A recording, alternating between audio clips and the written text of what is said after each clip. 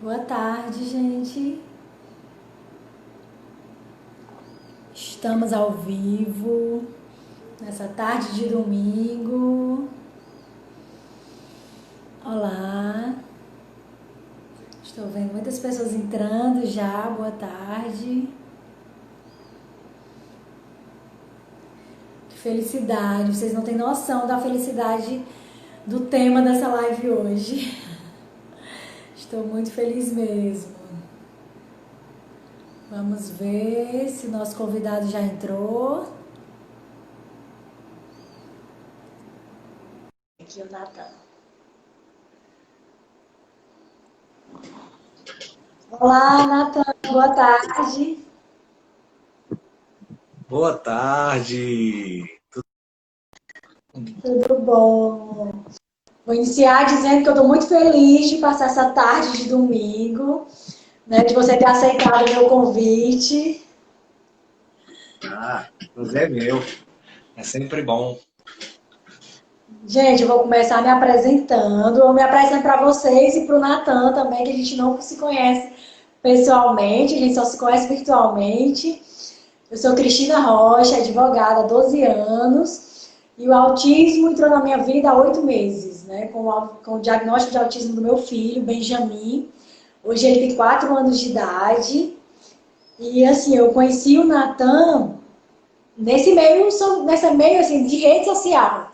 Né? O meu diagnóstico do meu filho é muito recente e depois eu disse, depois passou o choque, né?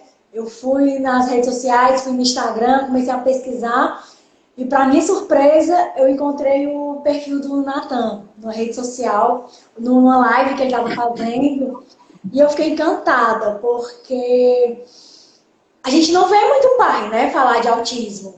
A gente não vê muito pai na rede social. E assim, eu tenho um pai e filho, e ele participa de frente, que a gente vê, né, aquela que mostra a cara, que tá aqui na rede social falando, é muito mãe, a gente vê muito mãe. E quando eu vi o perfil do Natan, e ele tava fazendo uma live, então eu corri pro meu marido, olha aqui, amor, que coisa linda ele falando, e a gente começou a acompanhar. E o meu marido, tá até aqui, Alexandre, ele é apaixonado pelos seus vídeos, Natan. Ele com o Zezé, que você vai apresentar. E ele, amor, você viu o que o Natan fez? E ele ficou fazendo espelho, levantando a mão, e o Zezé também. E ele comprou uma coisa, né, os instrumentos de bater. E o Zezé foi lá e bateu também. Então, assim, a gente vê todos os seus vídeos e a gente gosta muito. Né? E assim, eu estou muito feliz mesmo, apesar do meu Instagram ser muito voltado assim, para o direito, para a advocacia, que é a minha área.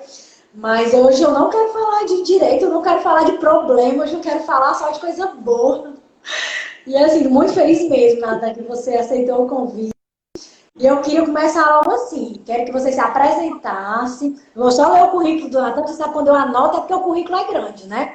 Natan, gente, é musicoterapeuta, concludente de psicologia, especialista em análise e comportamento aplicado à ABA, especialista em avaliação psicológica e psicodiagnóstico.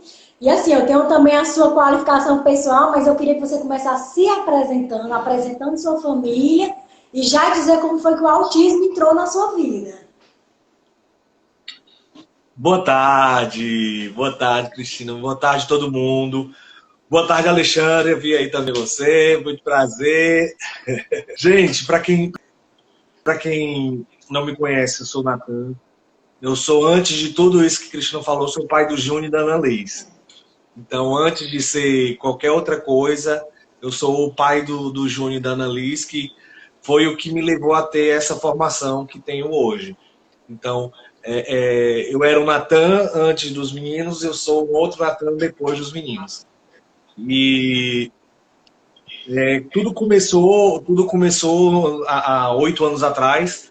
A Ana Liz, que é minha filha mais velha, chegou e logo cedinho.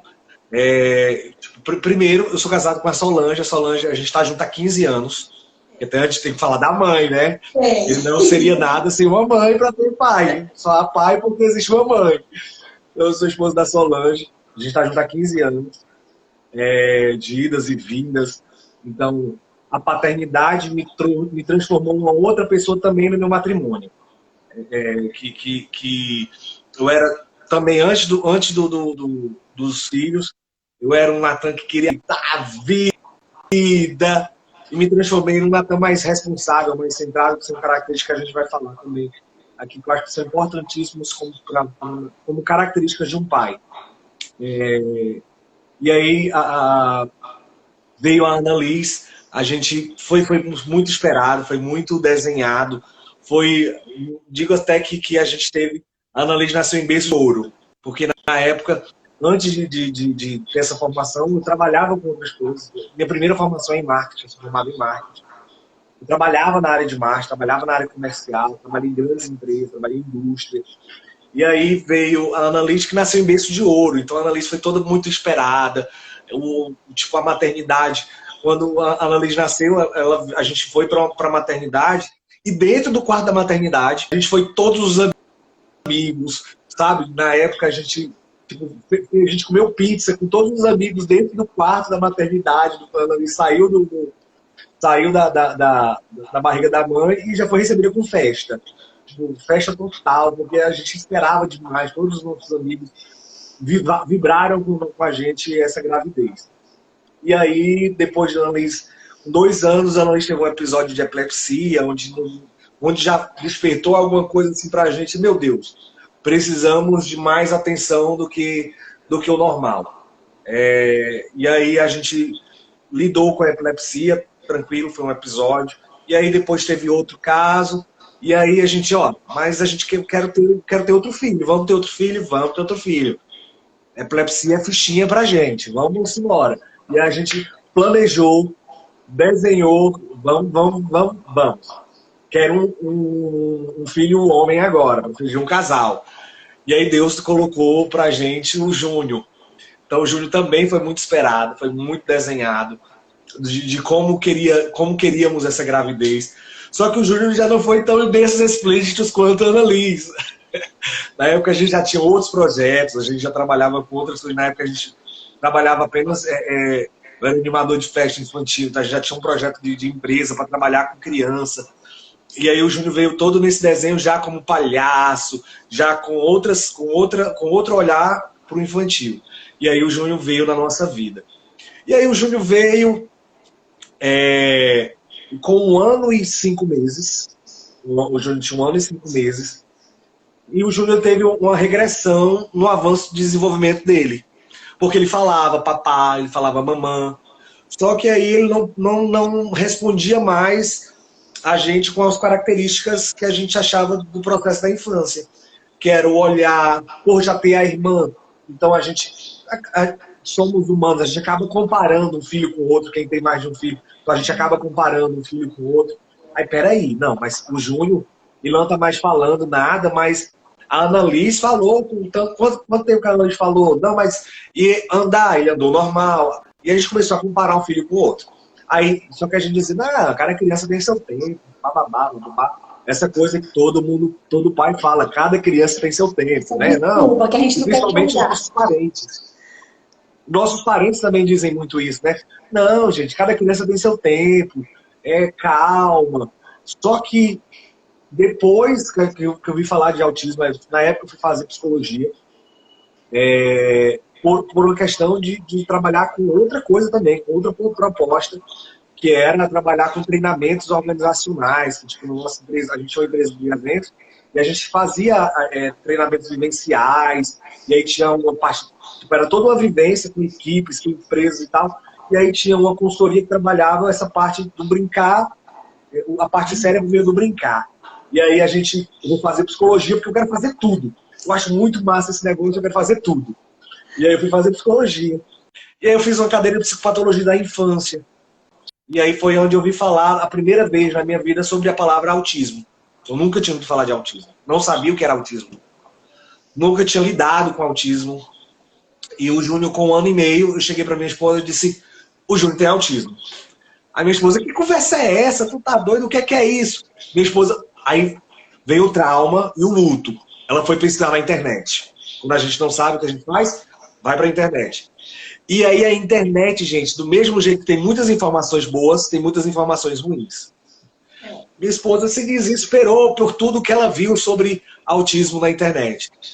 Aí, tipo, criança não vai desenvolver, a criança não vai falar, aí tipo, e a gente vê logo os casos mais complicados, tipo, a gente vê lá, a criança pode passar severo, então, o autismo severo, aí tipo, você vai ver vídeos de crianças que ficavam amarradas em casa porque nunca tiveram investimento, porque nunca tiveram a fé, enfim. E aí minha esposa se desesperou com tudo aquilo. Calma. Calma. Aí, tipo, se ela tá desestruturada, se eu me desestruturar também, a coisa não vai fluir. A gente precisa ser forte nesse momento. Mas a gente foi, não, mas calma. De novo, falar com os familiares. Não, gente, os amigos, calma. Cada criança tem seu tempo, essa coisa toda. Não, vamos investigar. E aí a gente foi investigar. E aí, na época, os médicos que a gente levava, o Júnior, tudo dizia, não, gente, pode ser só um atraso, vamos esperar aí, vamos ver. Só que no autismo, quanto mais cedo você intensificar, quanto mais cedo você investir no sentido de tempo, de demanda, melhor. A neuroplasticidade da criança, ela mais se desenvolve. Então a gente precisa intensificar o quanto antes. E aí a gente foi procurar um médico particular, porque no plano, os médicos do plano diziam, olha, só fez diagnóstico com 3 anos. Mas doutor, só com 3 anos de idade. Antes disso eu não posso fechar diagnóstico. Isso há 4 anos atrás, 5 anos atrás. Aí o médico disse, não, mas peraí, vamos fazer o seguinte, para desencargo de consciência de vocês, eu vou colocar ele, você coloca ele na escolinha, você coloca ele nas terapias, vamos fazer uma fono, vamos fazer uma TO, e vamos esperar. Beleza, aí foi isso que a gente fez. A gente colocou ele na escolinha com 1 ano e 4 meses, colocamos nas terapias, e aí, com 2 anos e 4 meses, a gente procurou um outro médico, um outro neuro, o doutor André Cabral, que é um amor de pessoa, de É o médico conhecimento, do de saber Benjamin. lidar muito bem. É o médico do seu filho? É. Soube nos acolher muito bem, acalmar muito bem, que isso é importantíssimo também. Você ter a possibilidade de um médico de poder acalmar o coração, acho que é perfeito. Então a gente teve essa possibilidade de ter um médico que acolheu e soube, assim, muito humano. Esse fala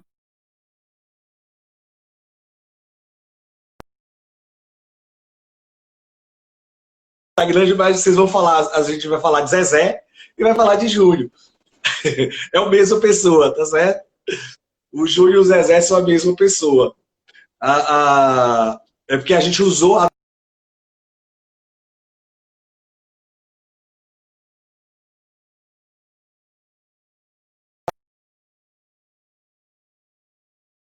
Zezé.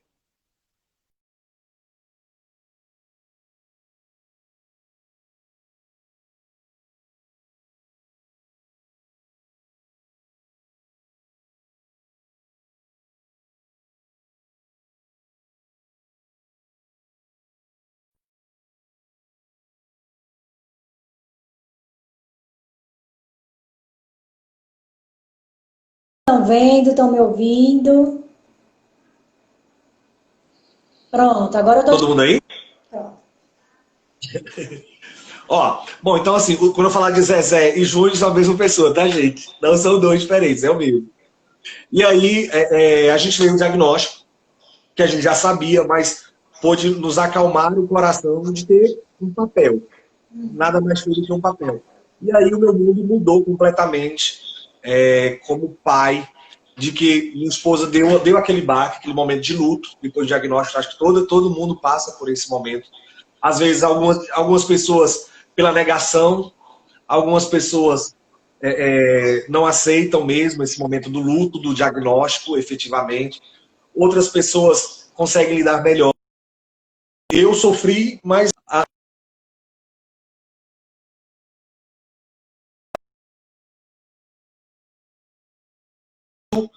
a palavra,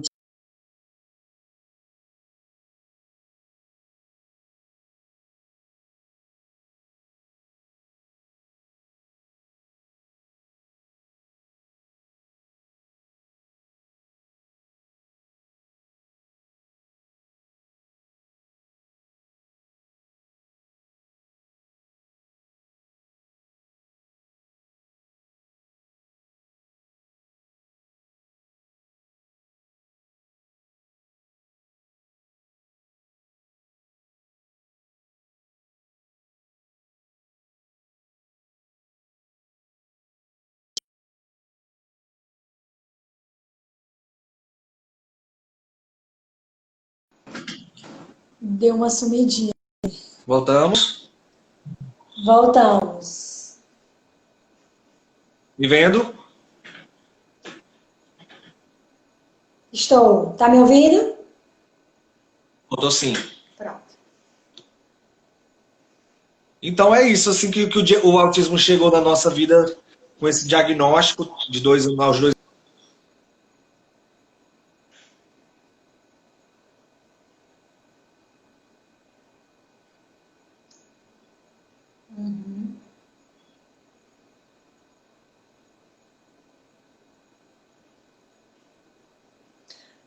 Ó, a Ítala aqui perguntando quanto tempo levou para fechar o diagnóstico.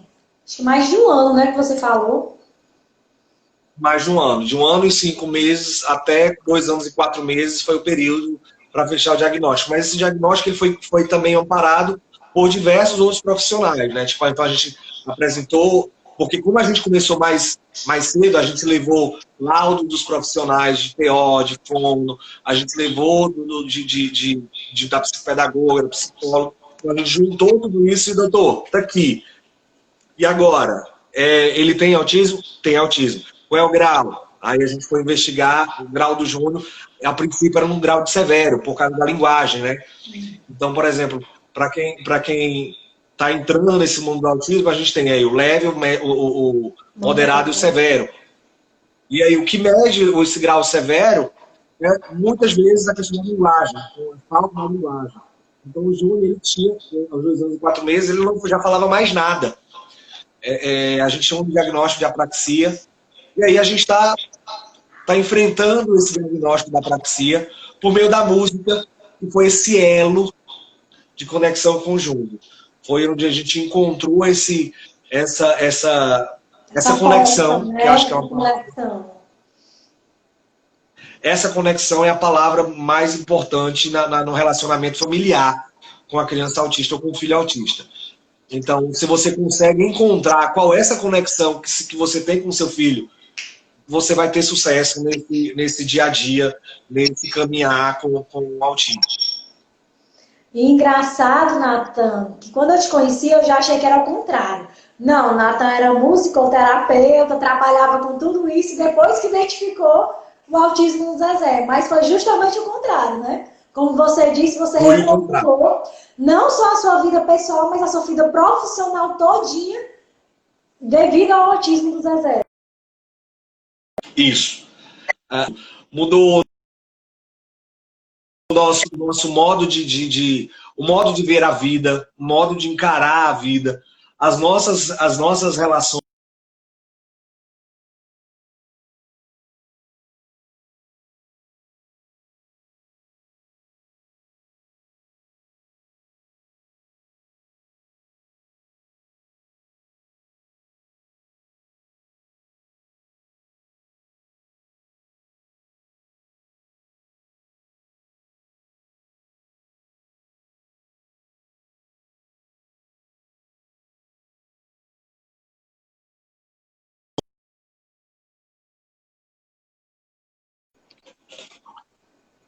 Oi. Não sei se é o meu ou é o teu, Cristina, que tá travando. Você acha que é o meu? Eu acho que é o teu, porque as pessoas estão dizendo que estão me vendo, mas eu não estava te vendo. Mas agora eles estão. Deixa eu tirar aqui o Wi-Fi e colocar no 4G. Pronto. Então a gente mudou completamente a nossa carreira profissional, tipo, tanto eu quanto Solange, formada em recursos humanos, ela trabalhava na área de recursos humanos, ela saiu da área profissional especificamente para cuidar dos meninos, dos jovens analistas. E aí vem a questão da função paterna, no sentido de que alguém precisa ser um provedor financeiro de tudo isso. E aí eu fui para o mercado, trabalhar no mercado, voltei a trabalhar com outras coisas novamente, mas paralelo a isso, sempre caminhando com a formação, que era o que eu queria, por ter encontrado esse elo com o Júnior. E aí me formei em musicoterapeuta, me formei na psicologia e nas outras especializações. Que legal, Natan. E assim, já entrando na família, o impacto do autismo assim, na vida familiar, né? Você tem outra filha, na vida a dois, que a gente sabe que não é fácil. Né? Eu postei agora esses dias, justamente anunciando a nossa live, eu postei 3 depoimentos, né? E um foi até do meu esposo, que ele falou que, justamente o que você falou, depois do autismo, tudo mudou. O olhar dele para o filho brincar mudou, né? Porque antigamente a gente brinca por brincar, né? Brincadeira de homem, digamos assim. Ai, vai jogar futebol. Hoje em dia, eu costumo falar que nenhuma brincadeira aqui é sem sentido. Se a gente brinca de futebol, a gente está trabalhando o revezamento, está trabalhando ele aprender a ficar com uma.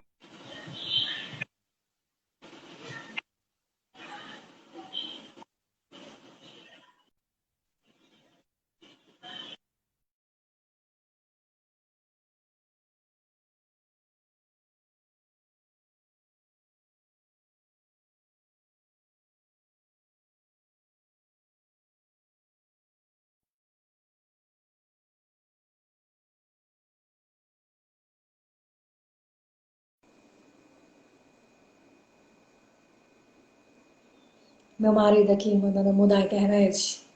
Eu já estou, meu amor, contra a internet. O Natan também. Que é domingo à tarde, tá muita gente querendo entrar na live. Por aí. Acho que ele tá travando.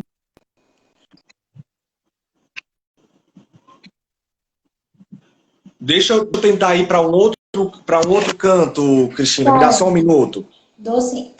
para ver se é uma questão. Porque eu já estou no 4G, mas me dá um minuto. Tá.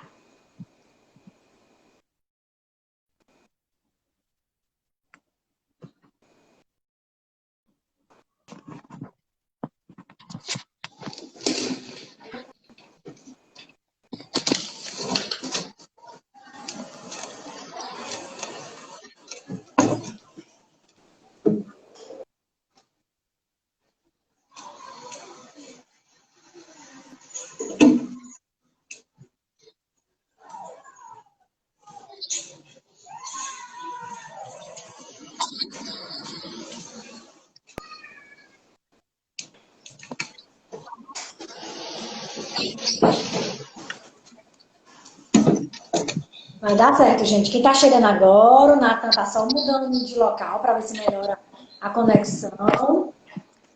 Pronto. Voltei. Então,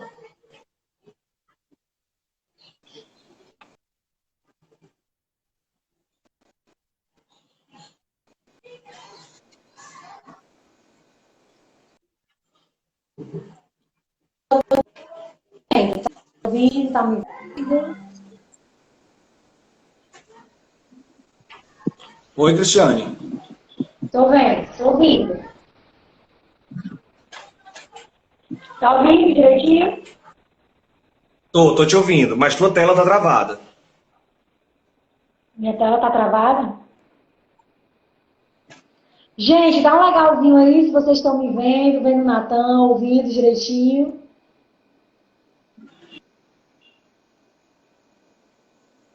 Tá me ouvindo, Natan?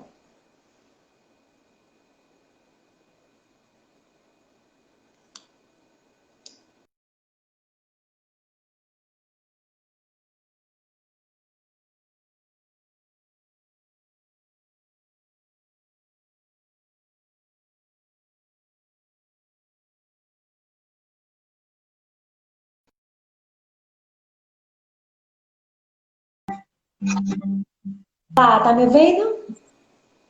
Sim, bem melhor a sua imagem agora. Voltamos. Pronto, então vamos continuar. Eu estava falando muito no impacto do autismo na família. E quando eu falo autismo, a gente puxa aqui para nossa sardinha.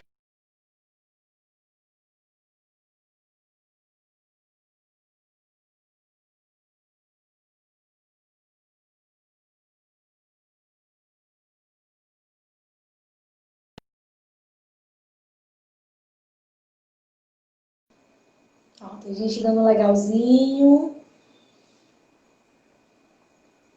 Natan, tá me ouvindo? Pronto.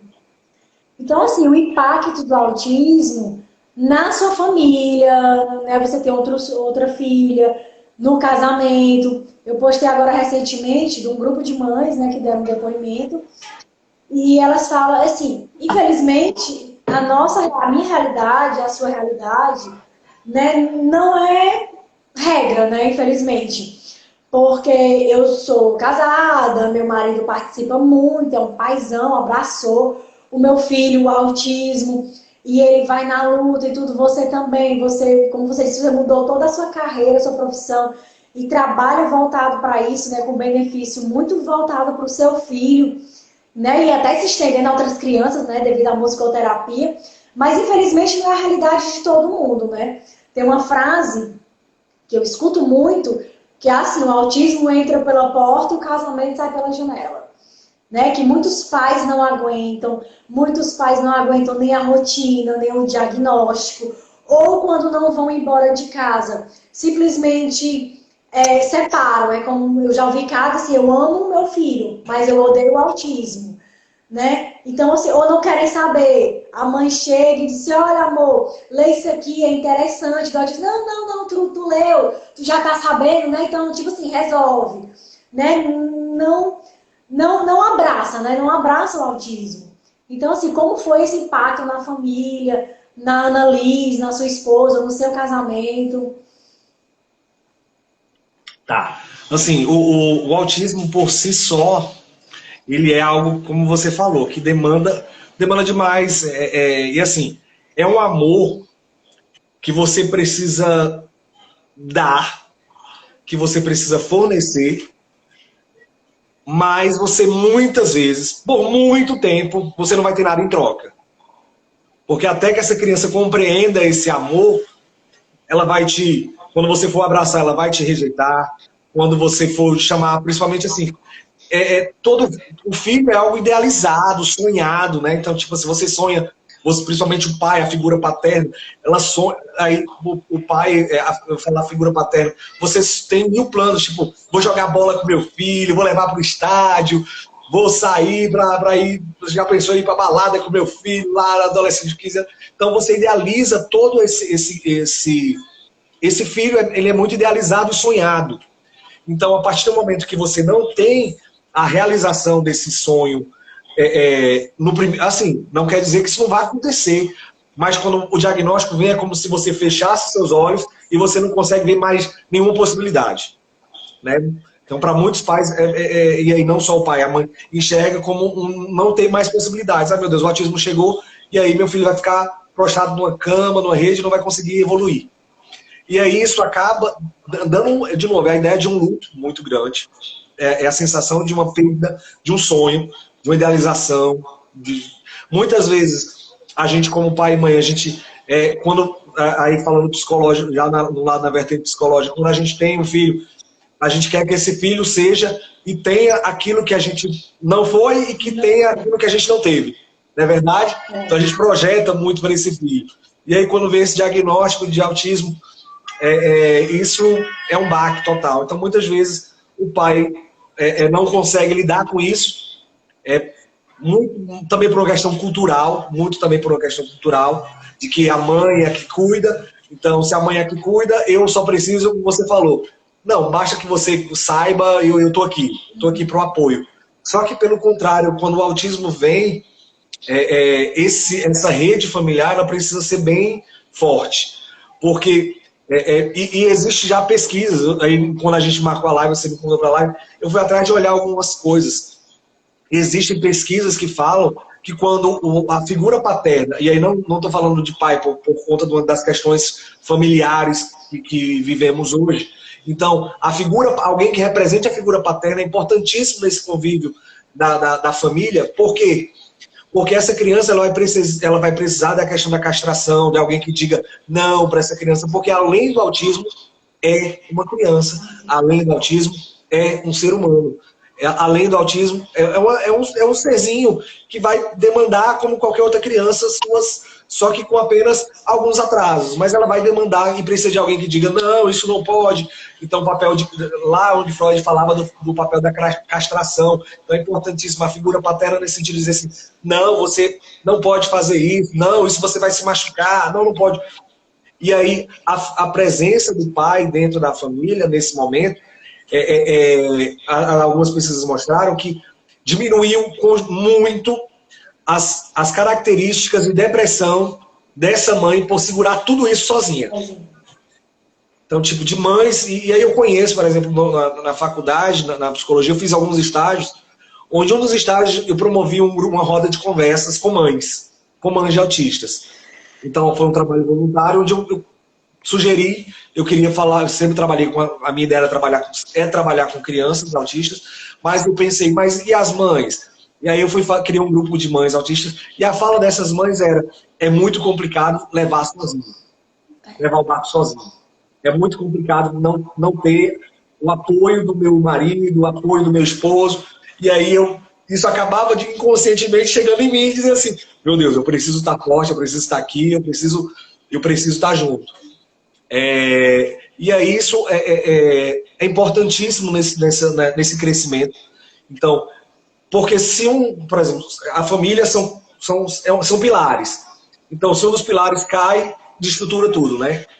Então, eu preciso estar aqui do lado para sustentar isso aqui, porque se eu cair, se eu me ausentar dessa família, esse aqui vai ficar sobrecarregado e aí o negócio vai cair.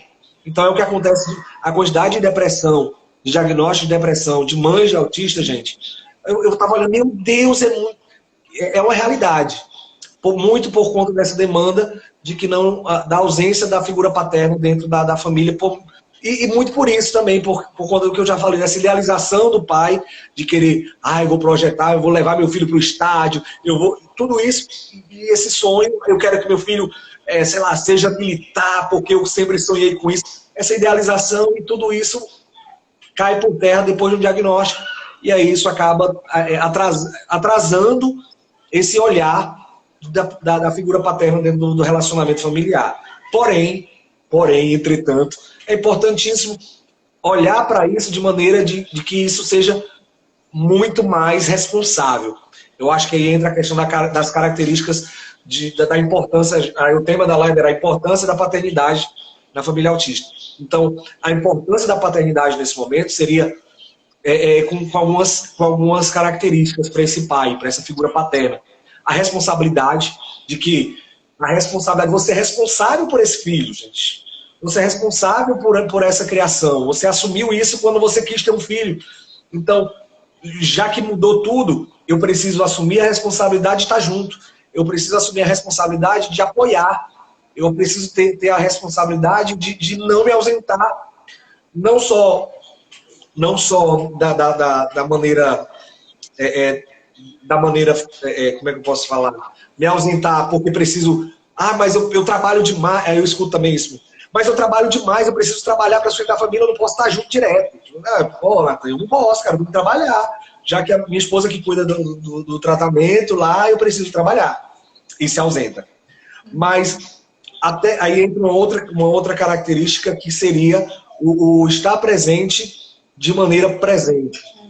Mas como assim, Natan? A ideia de você estar presente e tornar intenso esse momento de presença. Você não precisa estar 24 horas por dia, porque a gente não consegue. A gente precisa trabalhar. Mas no momento que você está presente, tornar essa presença forte. Tornar essa presença constante. E aí a ideia de constância no sentido de que ela precisa... vou brincar aqui meia hora com meu filho porque eu fiz meu papel de pai, tá bom. Não é isso. Você precisa da constância desse estar presente. Eu preciso... Se eu voltar aqui, antes de sair para trabalhar, vou brincar com meu filho um pouquinho. Quando eu cheguei antes do trabalho, vou brincar aqui um pouquinho. Vou, no final de semana, eu vou fazer meu churrasco, mas antes do churrasco, vou brincar aqui com meu filho um pouquinho. Vou levar para passear para a gente estar junto. Então, o estar presente de maneira integral, com constância. Eu acho que a responsabilidade, o estar presente, e aí muita força, a outra característica de resiliência. Eu acho que essa palavra define ela define tudo, né? Tipo, a resiliência é a palavra do século, ao meu ver.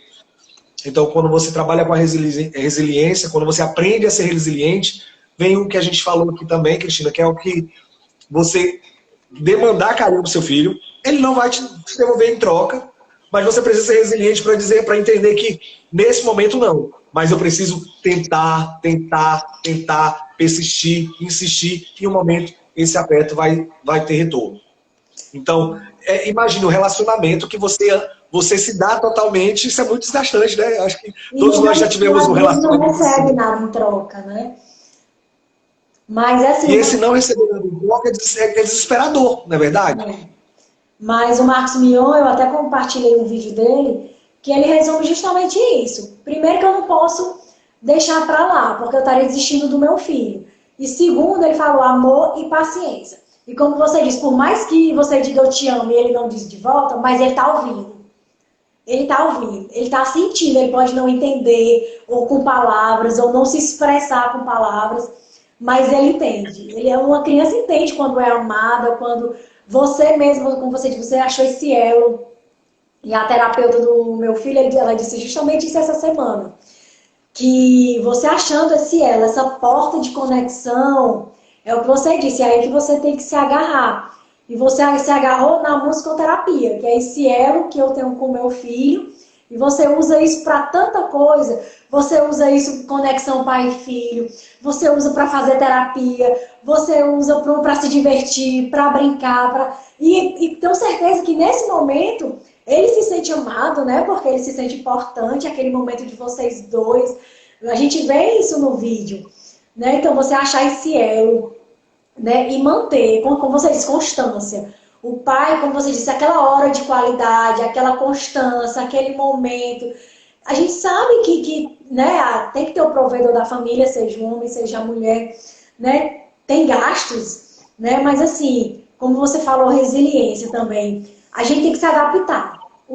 A criança autista, ela ainda é uma criança, ela ainda é nosso filho, com algumas diferenças, com algumas peculiaridades, né? Eu costumo dizer assim, quando você está levando seu filho para uma escolinha ou para o reforço, eu estou levando meu filho para terapia, né? Mas assim, é o meu momento de responsabilidade com ele, é aquilo ali que naquele momento ele está precisando. Vai ter um dia que pode ser que ele não precise mais para terapia. Aí eu vou fazer o quê? Acabei meu papel de pai, acabei meu papel de mãe? Não. Aí eu vou levar ele para o judô, aí eu vou levar ele para a escolinha de futebol e tudo. Então, assim, a nossa responsabilidade não termina, ela pode até aumentar um pouco, ou até ser diferente, né, devido à deficiência, devido à condição, mas ela não muda, ela não acaba. Né? Perfeito. Apenas o foco mudou, o objetivo mudou naquele momento. É só isso que muda. E aí, quando você encontra esse elo, e aí esse elo ele se estende para a família mais ampla. Então, por exemplo, momentos o Júnior não gosta de parabéns. Ele gosta de parabéns quando é só ele cantando só para ele. Mas a gente teve aniversário, na hora que vai cantar parabéns, ele se organiza inteiro. Aí, ano passado, a gente fez um aniversário, acho que foi ano passado, ano retrasado do Júnior, onde familiares, os amigos vieram, e gente, o Júnior não gosta de parabéns. Tá, senta todo mundo, faz parabéns só cantando, sem bater palma, todo mundo sentado, não acende e cantamos o parabéns, e a família entendeu, foi maravilhoso, foi perfeito. Então, é isso que é legal, sabe? É a família entender esse momento, entender esse momento do Júnior, entender esse momento e respeitar da criança e respeitar. É isso. Teve uma pergunta aqui em relação dos papéis dos pais, né, na questão do tratamento. Né, eu já vou logo falando, eu vi uma live do Dr. Gadia, que é assim, uma sumidade, né, no autismo, e ele fala justamente isso, assim, eu não estou colocando responsabilidade e não acho que os pais deveriam ser o capitão do time, né, desse tratamento, né, de todo o desenvolvimento. Mas os pais são membros importantíssimos. Não adianta, vou levar meu filho para terapia, chego lá, jogo, fiz o meu papel, trago para casa e pronto. Eu não preciso fazer mais nada, não preciso interagir, não preciso, né, trabalhar em casa, não, porque eu já levei ele para terapia, né? E assim, o pai, né? A gente tá falando assim dos pais, mas o pai em si, nessa questão do tratamento, nessa questão do trabalhar, do incentivar em casa, né? Qual assim, o seu pensamento em relação a isso? Eu assisti também o Dr. Gadia falando. E aí eu vi uma outra coisa essa semana que eu concordo. Só a terapia em casa, ela não resolve. Ou só a terapia na clínica, ela não resolve. Se eu achar que, tipo, vou levar meu filho, eu fiz o meu papel de responsável, eu levei meu filho para terapia. Ele precisa de terapia, eu levei para pronto, eu fiz o meu papel. É insuficiente. Por quê? Porque o que é que, por exemplo, o ABA fala?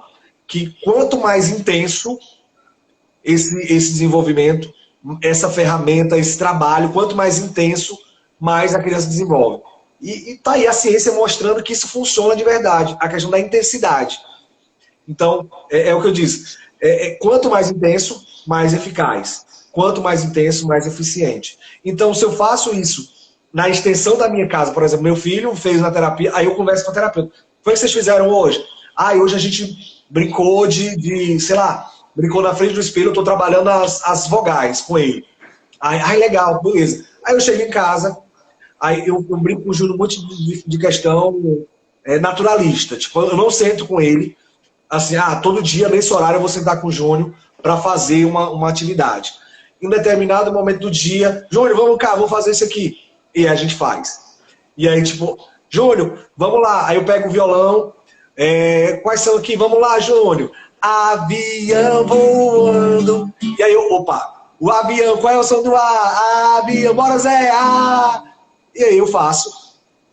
De maneira, muitas vezes você não precisa ser um profissional, você não precisa ser o expert. Porque a criança autista, ela entende. Ela é uma criança. Então, por mais que você ache assim, não, mas meu filho, quando eu falo, ele não está entendendo. Ele entende sim. Ele absorve tudo aquilo que você fala. Essa semana não, acho que foi o mês passado, a gente estava no carro, eu e Solange. Aí eu acho que um cara me trancou, a direção estava dirigindo, aí um cara me trancou, eu ia batendo. Aí eu, filha da pi. O Júlio foi e falou, filha da pi. Aí eu, meu Deus do céu. Esse menino tá de pé, tá demais. A gente tá vendo, tem que se policiar. Se não fala, vai porque ele quer. Ele tá ouvindo tudo. Né? Então, meu Deus, olha só que coisa aí. Aí, você viu pra mim dizer, eu preciso me policiar. Aí foi sem querer, saiu espontâneo, o cara travou. Aí o Júlio, meu Deus. Então, a ideia é, gente, a gente precisa intensificar isso. E assim, ele ouviu, ele repetiu. Então, se eu faço... E aí, a ideia de que da presença paterna dentro de casa, no sentido de que a criança ela vai se espelhar na figura dos pais. A criança, ela dá importância do pai, porque a criança vai se espelhar no pai, na presença, de como ele trata a sua mãe, de como ele trata a sua esposa, de como você lida com as outras pessoas. Isso vai reverberar de como ela vai agir com os outros, com seus pares, com os outros familiares, com os amiguinhos. Se ela vem em casa que eu tô batendo, que eu tô brigando, ela vai se espelhar em você, ela vai se espelhar em alguém. A gente aprende por espelhamento.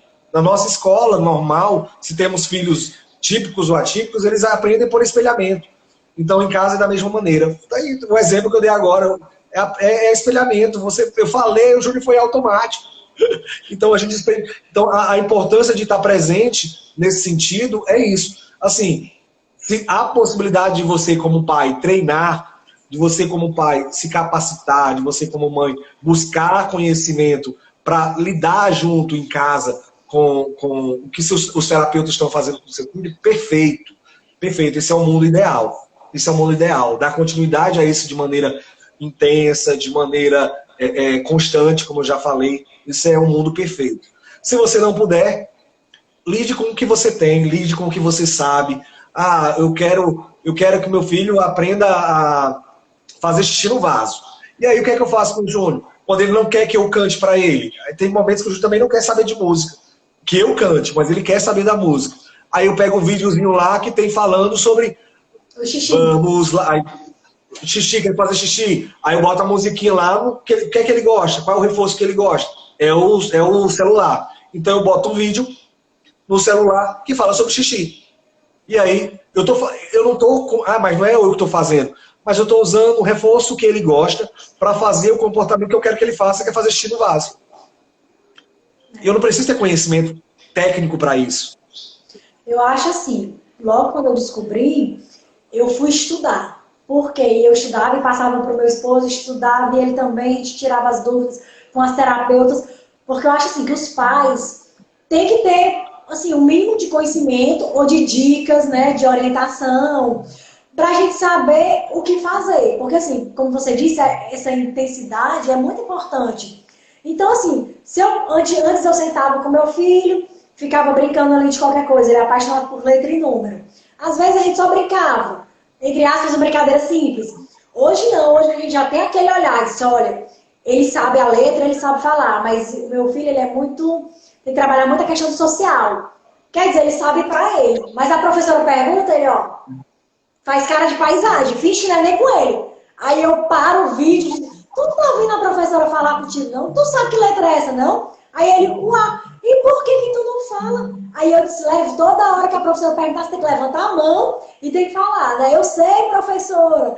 Aí eu digo, eu sei, tia Paty, e tem que dizer a letra A. Aí quando ela perguntava, eu tacava o dedo na pausa e ele, eu sei, tia Paty, aí dizia a letra.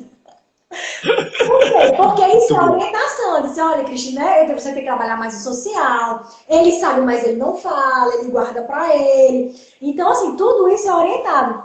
E foi justamente o comentário aqui, que fala justamente essa questão dos pais serem treinados, né? Principalmente que você falou do ABA, né? Que você é especialista em ABA. E o ABA fala muito isso, né? Que o ABA, a gente não pode ser dependente do ABA. Né? O ABA é para intensificar, normalmente o meu aqui é em casa, o Benjamin também faz, mas ele é muito essa questão de treinar o pai, né? De treinar os pais, para os pais dar essa continuidade justamente que você está falando. O ABA eu acho, assim, quando na psicologia eu até me engracei por outras áreas. Tipo, eu gosto muito da fenomenologia, porque é o que é a coisa do que emerge, é o fenômeno que aparece e a gente lida a partir daí. Mas o ABA é tão real, tipo, gente, não tem como fugir disso. Se eu quero que ele faça isso, se eu dou o que ele gosta, se eu encontro esse reforçador aqui, que é o que mais... a música é o reforçador perfeito para o Júnior. Esse é o reforçador ideal. Então, se eu quero um comportamento, eu vou reforçar e ele vai fazer. É simples assim. É estímulo, resposta, comportamento. Simples assim. E aí, meu Deus, é tão real, isso não tem como fugir disso. Isso é perfeito. E aí eu fui fazer uma análise do comportamento por causa disso. E aí a ideia de que você minimamente ter esse conhecimento em casa, isso faz toda a diferença. Sim, porque de maneira natural, de maneira naturalista, isso acontece no dia a dia. O Júnior quer água, ele pede agora água. Tá, como é que pede depois? Por favor. Aí, por favor, ganha água. Boa. Ele fala, por favor, por favor. O que é que você quer? Eu não dou. Antes eu dava de imediato. Ele pedia água, eu já dava. Mas agora que eu quero, eu consegui o primeiro comportamento, que era água. Agora, se ele quer água, ele tem que pedir por favor. Então, eu dou se você pedir por favor. Como é que pede? Por favor. Eu vou lá pegar água e dou para ele. Então, muito bom, pediu a água. E aí eu reforço isso ali para que ele faça mais vezes. Então, eu pego esse método, que não é um método, é uma ciência, mas eu pego essa estratégia, eu uso no meu dia a dia como um todo, essa criança vai desenvolver sem dúvida. Sem dúvida. E aí, tipo, você consegue passar isso para a família toda. E aí a família toda lida. Até a Ana Lisa, esses dias, estava fazendo com o Júnior. Eu acho que o Júnior queria alguma coisa, e a Ana Lisa falou, não, Júnior, como é que fala? Mas isso é importante os pais saberem, quem convive, até o que a gente não pode fazer, né? Porque aqui o Benjamin apontava, aí eu já sei o que é que tu quer, já ia pegar, já dava na boca do menino. Não. Então até essa questão da gente dar um passo atrás, de perguntar, dele se comunicar realmente expressamente, é importante a gente saber. Que a gente quer resolver logo? Não, ele quer isso aqui. Dá logo, entende? Não. Mas isso é importante, né? A gente saber. E assim, Importantíssimo. infelizmente, o papo tá tão gostoso, falta só 9 minutos. Eita, já? Eu disse que eu tenho que criar um canal no YouTube, rapaz, porque eu falo mais que a mulher da cobra, meus convidados também. Então, Eu eu falo fico no demais, eu falo YouTube, eu demais. vou ficar nas lives lá 5 horas. E Eu assim, adoro eu já também. queria ir começando a encerrar, agradecendo muito, né, antes de lhe dar a palavra. E ontem, mexendo mais uma vez, eu descobri que iniciou um movimento, né, de paz, eu fiquei tão feliz, Paternidade da Inclusão, é o Instagram, e eles colocaram a hashtag coletivo pais atípicos. E tem pais de criança com autismo, tem de pais com adolescente de doença rara, tem com síndrome de Down, e eles estão se reunindo, conversando, pais conversando sobre autismo, porque o autismo vira o nosso hiperfoco, né? A gente fala de autismo pro resto da vida. Então, assim, eles estão se reunindo e tá tão legal, assim, fizeram reunião pelo Zoom, foi tão legal. E eu adicionei, vou até colocar aqui nos comentários, porque é importante, porque às vezes os pais ou tem uma linguagem diferente, ou quer conversar com outros pais, é importante ver a experiência. Olha, aquele pai fez aquilo, como é legal. Até as brincadeiras de pai e filho, que às vezes são diferentes, né? Então é importante mães conviverem com outras mães e pais conviverem também com outros pais, né? E assim, queria agradecer muito, Natan. Foi um prazer enorme, acompanho. Gente, acompanhe o Natan. Autista tem pai, adorei o tema, né? Autista tem pai, de certeza. Ele cansou de ver que autista só tem mãe. Então, ele botou autista tem pai Essa foi a no ideia. Instagram. Essa foi a ideia. Olha aí. Então, muito obrigado mesmo, gente. Assistam, compartilhem. E eu queria deixar esses últimos minutinhos para você falar da sua musicoterapia, que você está trabalhando em relação a isso, e deixar a sua mensagem assim, para os pais, né, que estão chegando agora, ou que não sabem como agir com seu filho. A palavra é toda sua. Obrigado, Cristina, pelo convite. Fiquei muito feliz. É sempre bom. Eu gosto muito de falar. Eu adoro falar. Sou muito falador. Eu gosto mesmo. Muito obrigado pelo convite. De antemão, dizer que foi um prazer conhecê-la. Quando possível, nos conhecermos pessoalmente. Estendo o Todo mundo convite. aqui, vamos juntar todo mundo. Se Deus quiser, assim, tudo isso passar. Eu não recebi o e-mail que tá tudo que já tinha acabado. Não sei se tu recebeu o e-mail. Tu viu o vídeo do Mion que eu recebi, eu não recebi o e-mail que a quarentena acabou ainda, que a pandemia acabou, mas vamos lá. Gente, muito obrigado pela oportunidade. Bom, eu sou musicoterapeuta, então eu acho que a gente vem no mundo para contribuir, para deixar o nosso legado. Acho que eu falo isso e eu concordo perfeitamente, é deixar um legado. Então, eu sempre trabalhei com criança, então, se eu estou fazendo algo para o meu filho que está fazendo bem para ele, por que não estender isso a outras pessoas, a outras crianças? E aí a música também é um elo científico agora também, a musicoterapia foi comprovadamente como eficaz e eficiente no trato com o autismo. Artigo saiu numa das revistas mais tops aí na área científica. Então, por que não levar isso a outras crianças para que elas também consigam trabalhar suas dificuldades, as possibilidades que a música traz? No Júnior trouxe a linguagem, então a comunicação, o olhar, a atenção, coisas que ajudam inclusive nas outras terapias. Então, por que não levar isso a outras crianças? Então, eu me ponho à disposição também, se você quiser saber um pouco mais sobre a musicoterapia, fala lá com a gente no Instagram, o Tisha Tem Pai. O nome era justamente por isso, porque é um mundo tão feminino, tipo assim, eu levo junto da terapia, só vejo as mães com os filhos, né? Só vê as mães tudo tricotando lá, meu Deus, cadê os pais? Aí não, autista também tem pai, por isso que o nome veio Autista Tem Pai, não é criativo, mas foi por isso, a ideia de que autista tem pai sim, os pais estão juntos, também seguir o que você viu. Sempre tem alguns pais que entram lá no meu Instagram, cara, muito massa que você faz com seu filho, eu gosto muito do que você está fazendo, vou tentar fazer com meu filho.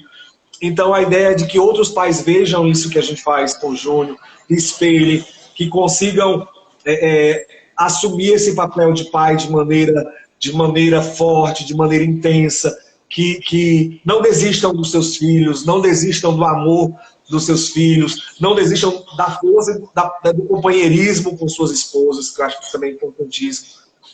não adianta só você fazer o papel de pai, mas você também fazer o papel de esposo. Muitas vezes, se permita também, pai, ter um momento só com suas esposas, tipo um Vale Night, se possível, se você puder. Importantíssimo, importantíssimo. Um casal, para você ser um pai, você não necessariamente, de novo, na questão familiar, as famílias estão aí de maneira mais diversas possíveis hoje, mas se você pode, deixe seu filho, Deus se permita apoio, você né? uma rede de apoio ali, se você puder, se você tiver a possibilidade para contar com essa rede de apoio. É importantíssimo para que você tenha um momento só seu, de sua esposa, para que isso fortaleça essa relação, para que sejam bem fortes como pai e como mãe. Tá? Gente, muito obrigado. Cristina, muito obrigado. Até a próxima. Uau, aí tu Ainda tá tem tempo aí? Diz o Insta, do Natan, é autista tem pai. A Deise aqui, as crianças amam o Natan. O Branco, sou o pai de um Dalzinho com Beijo, beijo. autismo. Infelizmente, assim, a gente tem que retrabalhar muito com essa conscientização. Acho que a minha palavra assim, de ordem, que eu falo muito, é conscientizar. Por isso que eu falo muito. Porque o Natan tá aqui falando, conscientizando. Ó, tem muitos pais aqui na live. Muitos pais depois vão assistir. E assim, vão começar a se conscientizar. Independente de ser pai com uma criança com Down, com uma criança típica ou com criança com autismo, né? Eles vão, né, escutar e, né, colocar a mão na consciência e ver se realmente, né, está fazendo direitinho, se pode fazer mais, tá?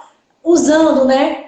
Porque assim, quando eu falei que eu ia fazer essa live aqui rapidinho, assim, mas o pai tá fazendo mais nada que a sua obrigação. Gente, mas ele tá fazendo, exercendo o seu papel com responsabilidade.